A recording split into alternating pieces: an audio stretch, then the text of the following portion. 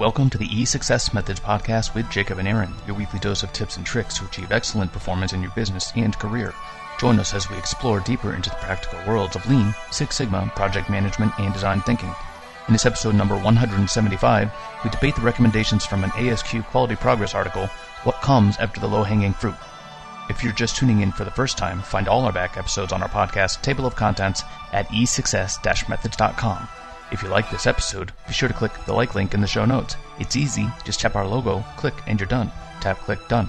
Here we go. Hey, Jacob, how are you? I'm good, Aaron. How are you doing?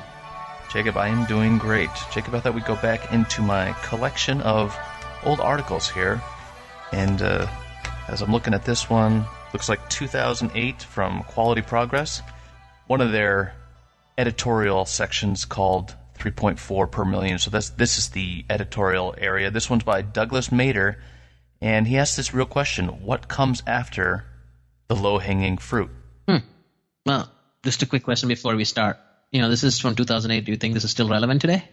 Well, that I think will be a good question as we go through this, because some of these things that he is suggesting as novel approaches, I would have thought were pretty common. Table stakes, yeah, okay, pretty common. So, so there is that. But I think before we go too far into that, what do you call low-hanging fruit? For me, it's the easy things that is very visible in front of people, and in many cases, there might be options, or there might be some level of confidence that, yeah, this is something we have to do, and this is pretty easy to do, so let's just make it happen. It's not a just to do it, but it's really close enough to say, we feel confident enough that this is something we can address and we will make a difference to. Right. In my opinion, that's what I consider a low-hanging fruit. What is your definition? So my definition is it's not as easy as just picking up off the ground. So that's what you call ground fruit, right? Things that you basically are tripping over and are constantly getting in your way, and fixing those only requires to do the job you were supposed to be doing anyway, and stop letting this junk get in your way. Ground fruit, right? Forrest Breyfogle calls those watermelons on the ground because they're just so big, and a lot of corporations are full of it. And the low-hanging fruit is supposed to take some more complexity to quote-unquote harvest. It's not supposed to be that easy, but it's supposed to be stretch but reasonable. So it fits sort of the SMART goal approach, where it's not unattainable, but you don't exactly know how to do it. So you do have to rely on some tools to reach it. Got it. Yeah, makes sense. So those are sort of basically some textbook answers. But what does this all mean in reality for business? Okay. I'd say in my experience, I seldom. Well, let's go through the life cycle of a Six Sigma deployment that he goes through here. So basically, you bring in a bunch of consultants. They say you need to train up a bunch of green belts, black belts, and champions, and a couple of master black belts, and then you're on a couple-year mission to create this momentum. You have your champions and your master black belts looking at your strategic vision, trying to select projects. You deploy those out to your black belts. Your black belts go out into the business, and they're being coached by the master black belts, and then you're coaching the green belts. They're being coached by the black belts, and so you basically have a whole cadre of parasites going into the. Or you've built an ecosystem. Yeah, nanobots, something to go out and fix these things, but it is spread out in sort of a network fashion, right? Yep. Or a hierarchy. But after a while, the claim is, and this paper claims that within 2 years, you'll start to notice that the financial benefits are equivalent to about a quarter of what they used to be when you first got there, and that you're pretty much have already harvested the low-hanging fruit. And I've heard this term so many times. We've really gotten all the low-hanging fruit, and to me, that's kind of a signal that leadership has not really bought in. So that's where the bias that I'm coming from, because usually at the time when people say we've harvested all the low-hanging fruit, and I'm looking around and I'm still seeing fruit on the ground, I'm thinking, no, we haven't. We haven't even touched it. We've just gotten all the very obvious things that were bothering you. But if you look just under the surface, you'll see a lot of very other problematic things. So my particular bias is that when people think they're working on the low-hanging fruit, they're actually working on a lot of the ground fruit that is just cleanup. Totally. But I think that's the point, right? I mean, part of it is recognition from whoever your stakeholders are or anybody else to even understand what does low-hanging fruit mean, or what is low-hanging fruit. And your definition of ground fruit versus low-hanging fruit, I can almost say is because your standards are too high. What you consider ground fruit is probably because those are very obvious to you, but it might not be obvious to everyone. And for the others, that might be more of that's right. You surface, you scratch the surface, and it's almost like I didn't think about it, so it's not necessarily low hanging fruit, or it's not ground fruit. I could see that coming in a lot of places. So when I think of low hanging fruit, I think of pretty much your typical reduce the rework, reduce the defects. It's say in a manufacturing process, and I guess maybe I'll call low hanging fruit, getting from, this. I guess this is what I'm calling ground fruit, getting from say 1 sigma to 2 sigma as a process, because we've worked a lot of really, really broken processes, and I'd be thrilled to have a 3 sigma process in a lot of these. So I guess in my mind, getting something that is failing 20% of the time, I don't consider that low-hanging fruit. I consider that pretty much neglect, operational neglect for a long, long time. Sure. And I've worked a lot of processes like that. But low-hanging fruit, I guess, the metaphor maybe is breaking down in my mind, because I see defects of these sorts all the time. Yeah, but most of the things that we've solved don't take much for tool usage. They just say, hey, look what we found, guys. You guys want to fix this? Yeah, sure, let's fix it. And all of a sudden it's fixed. It's just a matter of drawing people's attention to it. I hesitate to call that low-hanging fruit. Okay. Anyway, I digress. Yeah. So in this one it's saying, once the low-hanging fruit disappears... it's saying expand the green belt effort is the first suggestion that they have. Yeah, that's the first suggestion that they have. But one of the things they're saying is what remains are projects that are generally smaller in scope and require only simple tools to be executed to realize certain levels of improvement. As a result, there's a natural tendency for some Lean Six Sigma managers to gravitate towards simpler tools and methods to be used. And the problem is here, this mentality seems to appeal to some leadership teams and managers who simply don't want to build a strong leadership Lean Six Sigma competency in the organization, and the perception seems to be that simple, non-quantitative Lean tools are sufficient, and that more rigorous statistical tools, traditionally components of Six Sigma, are not necessary. So does that follow with your logic? Not necessarily. The order here is basically now going into two different things. One is, the management is now losing interest because low-hanging fruit is not visible or not being done, but he's saying at the same time it's because they don't want to encourage the mindset. I think they're two different things. I think they both contribute to each other, but I don't think it's necessarily tied to the low-hanging fruit. And how I would think about it is, yes, management now is not seeing as much returns on the program or as much returns that they are getting by deploying so many people or training so many people and letting them lose on so many things, because they were looking for their real motivation for the Six Sigma program was to save costs or to do something with revenue, and it wasn't necessarily with the intent of building the right product or doing the right thing. Or competency, right? Or competency. So that, in my opinion, is a different problem. That is more motivation behind the program more than anything else. And in their case, when the revenue or the savings don't get shown as much, they are now losing interest on it. So I see that as a different thing. I don't necessarily tie it with, all the low-hanging fruit is done, so I'm not going to do anything anymore. Maybe they are, but in my head, they're not. Yeah, and I do think it is related to low-hanging fruit, but I see it as the opposite. What it says here, what remains are projects that are generally smaller in scope and require only simple tools to be executed to realize certain levels of improvement. To me, if you harvest, that is the definition of low-hanging fruit, simpler tools. The early stuff, the ground fruit, and the low-hanging fruit, those do require simpler tools. If you harvest those things, it is the more complex tools now that you need. And the payout is bigger, but you have to put a lot more complexity into each project beyond probably the competency that was built, because you really only built the competency for low-hanging fruit. And if it seems like there's nothing else left, it's because you haven't looked up high enough. Yeah, no, and I agree, right? I mean, that makes total sense. But do you think that is because of just the reason what he's saying here? Well, his solutions, I think, are the same.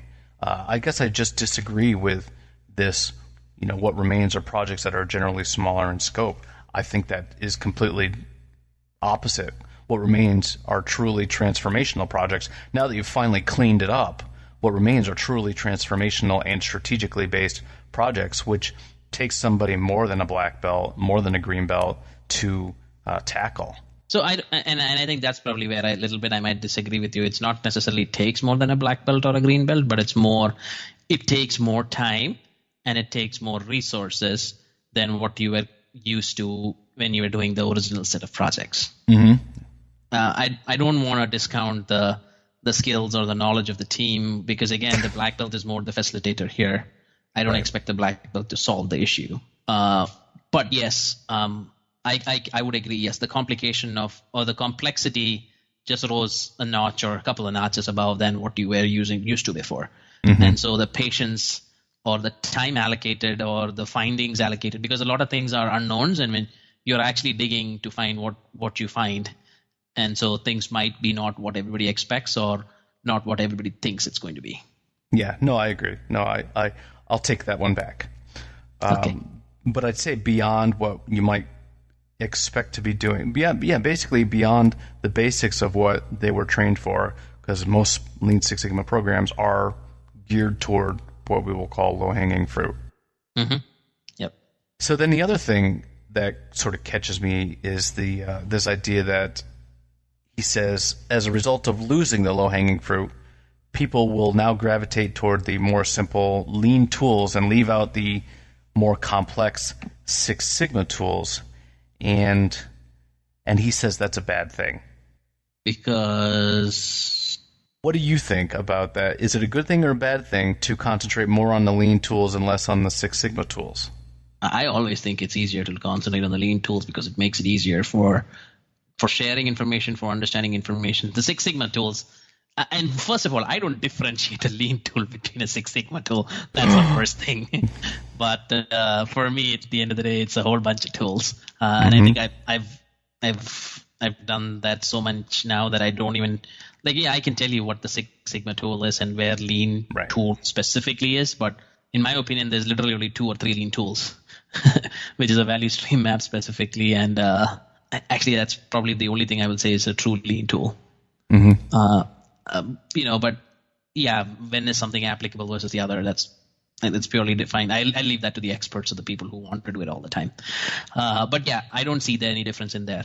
If anything, I would say having that holistic approach of an end-to-end view on your supply chain, or you're from the beginning of your supplier till how it's going to get to your customer. Yeah, that's going to give a much holistic view, and that's going to probably help the team unearth or look into things which might have got ignored before. Yeah, so my perspective on this is he's saying leadership's going to want to go more toward the simpler lean tools after all the low-hanging fruit is harvested. I'm saying, it's not a bad thing to focus on the simpler tools. As a matter of fact, that's probably what we should have done in the first place.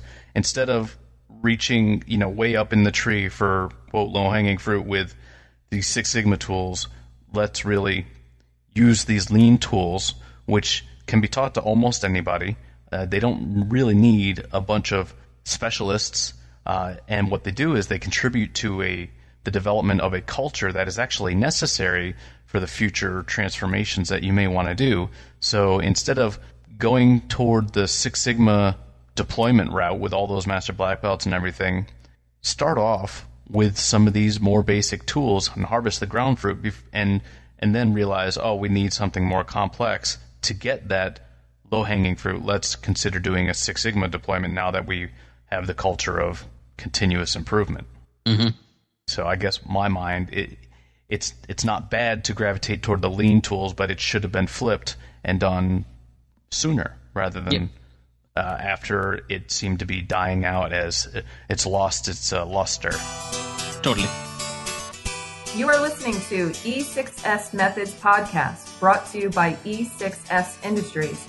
Join us on our website at www.e6s-methods.com.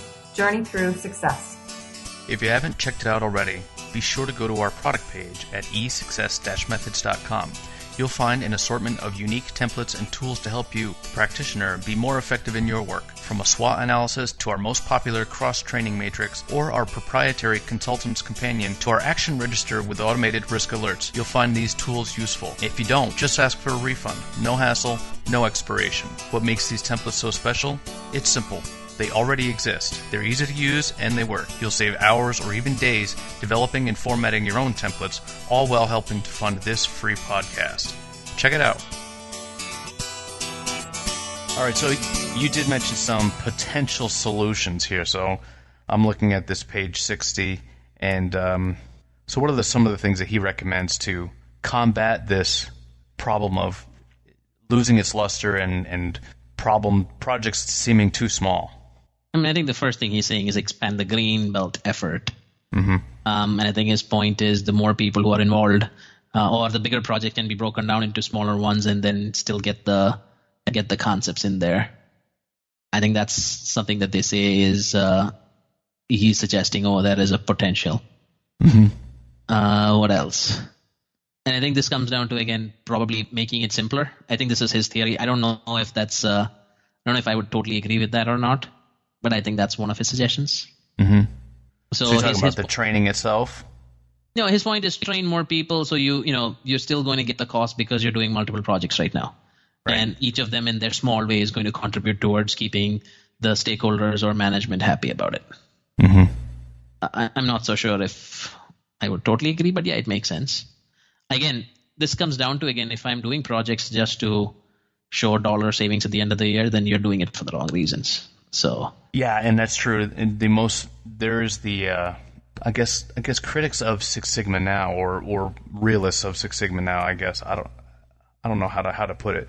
Those who are disappointed in how Six Sigma programs have gone are those who expected it to be a cultural transformation tool, and there are others who look at it and say it was never intended to be cultural transformation. It was intended to be cost savings, and that's it. Cost savings, yeah. Right. So it's not a quality program per se like Deming, even though we do invoke Deming all the time. But the people that I've run into who are consultants and say it was never really meant to do that. It was meant to be hardcore cost savings and deal with the difficulty later, and not meant to build a culture. And that's not the approach I've taken. I've taken the much softer approach to it because, what good is it if you're not building the culture?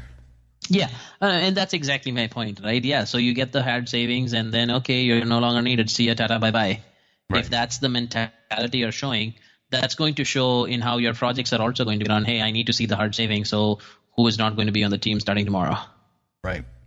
If that's truly what you're showing, then the engagement and the people part of it, and I know we've covered this previously also, and this is my stance all the time, is if your people who are doing this or who are going to be a part of this don't trust that they're going to have their jobs later, or what they're going to be doing, or they're in charge, or their goal is now to get rid of other jobs, chances are nobody's going to do it right.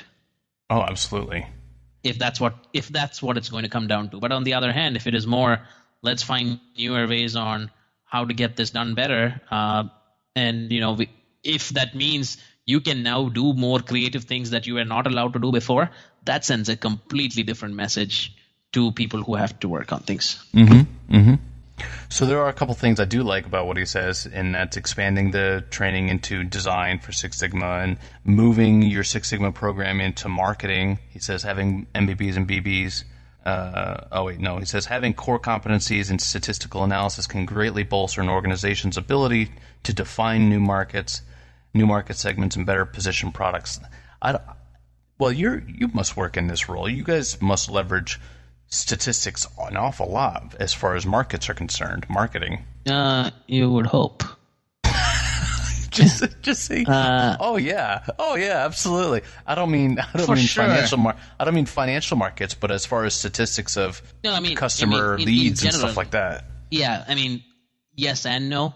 I think our biggest issue was having poor databases and record keeping on who is who and who is what. So it was bad. I think there's been a very clear push, especially with modern day marketing, on how to get this in a much better space. Mm-hmm. Because to your point, your entire sales pipeline or whatever's coming down the way, you need to have very clear idea on who's in it and at what stage they are, and when can you translate. Somebody clicking into your website about 3 times means he or she's interested, so let's have a conversation with that person. Right.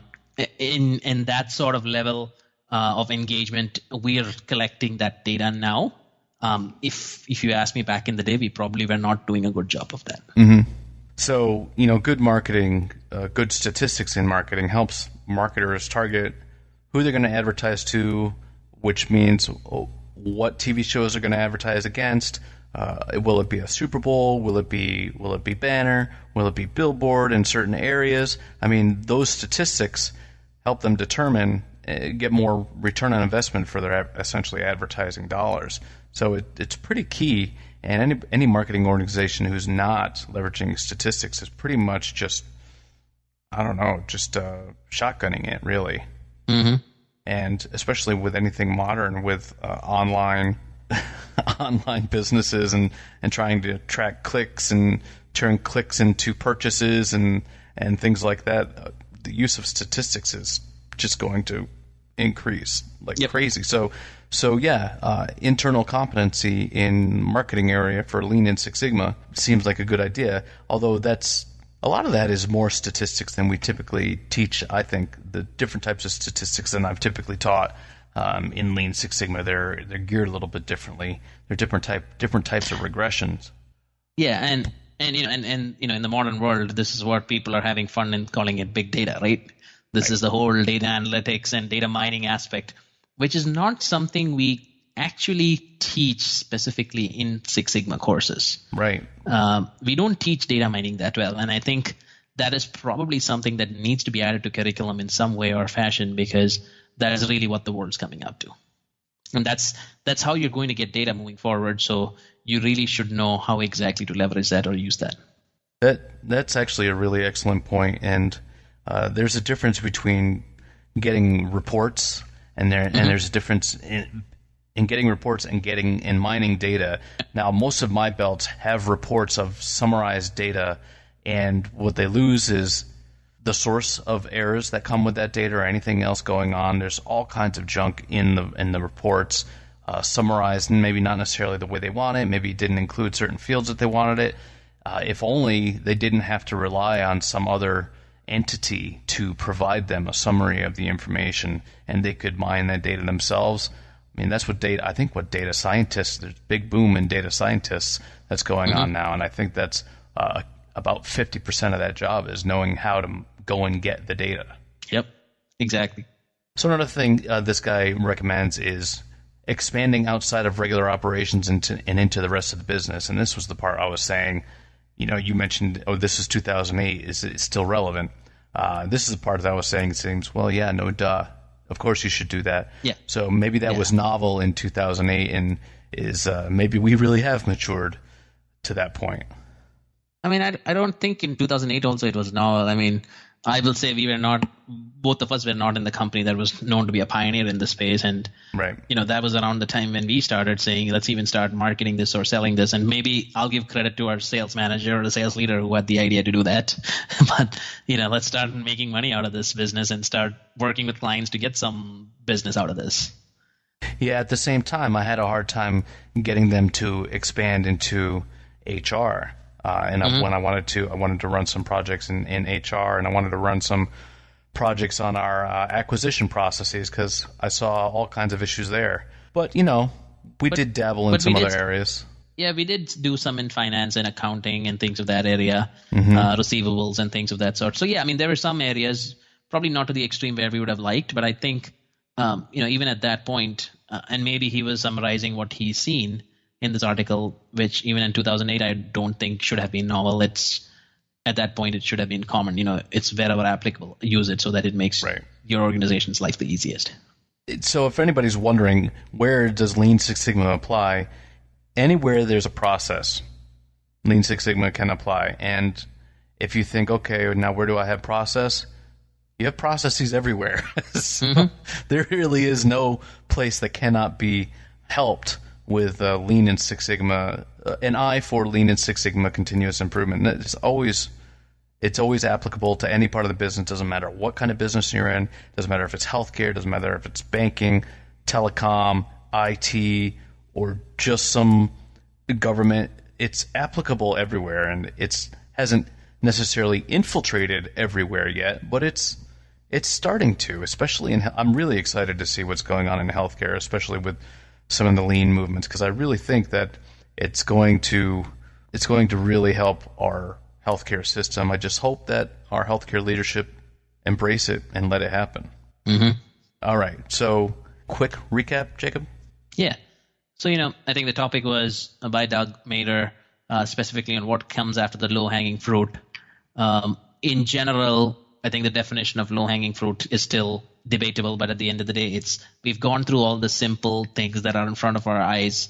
Now we have to spend some more effort to understand how do we get to that and what can we do to keep the program alive or to make sure that we are driving it. My 2 cents in that always is, if you're looking at just for costs, chances are you're doing it for the wrong reasons. But even if you are, then what should you be doing? One of the things is expanding your Greenbelt program to a much wider scale. So now you're tackling a lot of the little things that can make still bubble up and make a significant impact to the bottom line. The other suggestions were expand to other pieces of the business, which I think is very, very critical and easy. Implementing a design for Six Sigma model. So now the new processes that you have to create, you're trying to set it up the right way the first time. So these are some of the suggestions that this author had on this topic. All right. Thank you very much, Jacob. All right, Aaron. Have a good one. Thanks, everyone, for listening. Bye-bye. Thanks for listening to episode 175 of the E6S Methods podcast. Stay tuned for episode 176, Are You Climbing Up?, where Aaron analyzes salary trends in the Lean Six Sigma industry and normalizes his own salary history against the changes in cost of living. Don't forget to click like or dislike for this episode in the show notes. Tap click done. If you have a question, comment, or advice, leave a note in the comment section or contact us directly. Feel free to email me, Aaron, AARON, at e6s-methods.com, or on our website. We reply to all messages. If you heard something you like, then share it with a friend or leave a review. Didn't like what you heard? Join our LinkedIn group and tell us why. Don't forget you can find notes and graphics for all shows and more at www.e6s-methods.com. Journey through success. If you're not climbing up, you're falling down.